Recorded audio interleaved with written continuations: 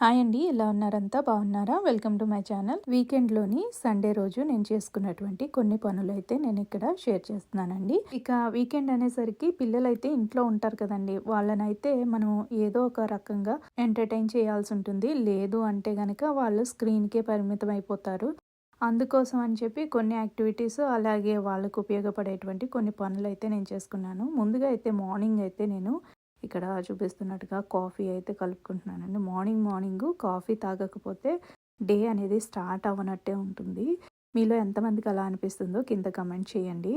నేను కలుపుకునేటువంటి కాఫీని స్ట్రాంగ్గా ఉండడం కోసం, అంటే ఇలా ఫోమీగా దాన్ని ఒక్కసారి ఇలా బీట్ చేసుకున్నట్టయితే ఫ్రోదర్తోని భలే స్ట్రాంగ్గా అనిపిస్తుంది కాఫీ తాగినప్పుడు. అయితే ఇక్కడ నేను చూపిస్తున్నటువంటి రెసిపీ ఏంటంటే చాలా సింపుల్గా ఉంటుంది, అలాగే చేసుకుని తింటే కూడా టేస్టీగానే ఉంటుందండి. ఇది 1 కప్పు గోధుమ పిండికి కొద్దిగా మెత్తగా రుబ్బుకున్నటువంటి